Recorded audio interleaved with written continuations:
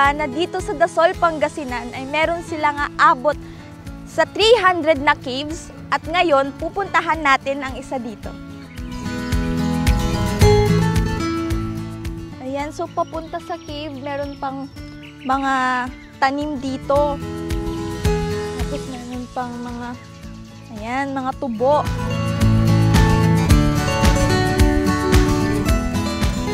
Sobrang presko dito dahil ang daming puno. Hindi ka mapapagod sa paglalakad.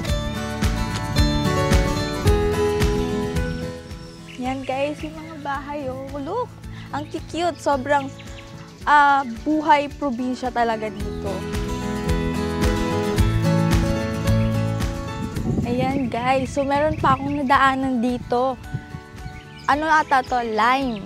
Guys, kuha tayo ng isa.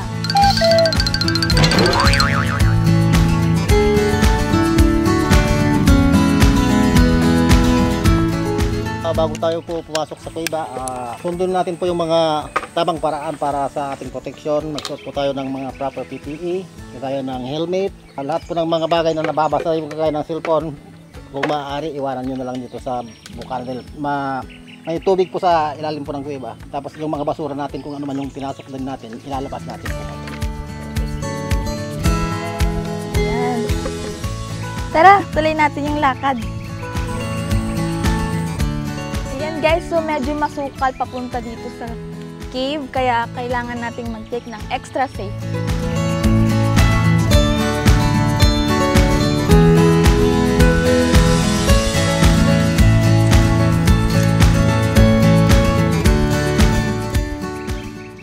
So after 10 minutes ng paglalakad, narating na natin ang bukana ng Nikal Cave dito sa Barangay Makalang, Dasol, Pangasinan. Tara, pasukin na natin. Piniram po namin yung baging ni Tarzan para safe tayong makababa. Uy, hawak niyo po yan. Promise?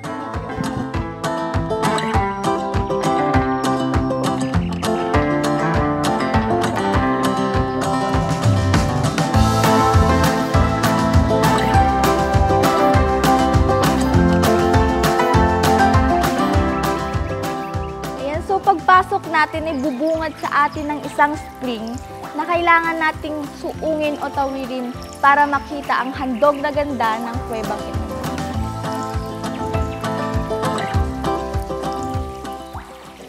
Ang daming mga bats. Ano na? Yun ang dami nila.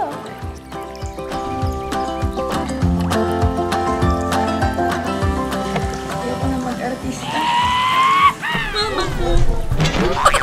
Alis na ko pala ka. Hindi na hawakan. Aray ko! Hindi na hawakan. Huwag hawakan. Ayan guys, so bawal daw hawakan or putulin yung mga straws dito. Ayan. Doon sa loob, mas marami malinaw doon. Pasok na tayo guys. Mga pulong. Ano pong tawag sa mga yan?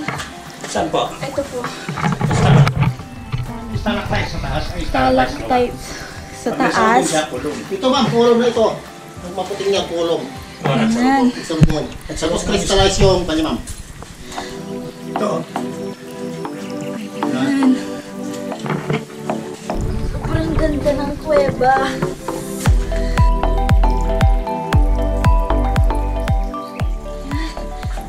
Aray!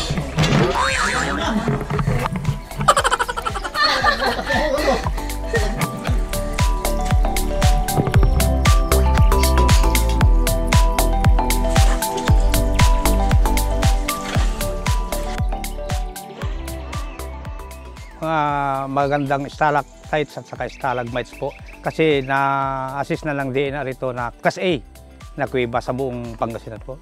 Isa sa pinakamagandang kuweba na na-assist ng DNR. Kasi ito pinagbabawal ng DNR na papasok sa loob.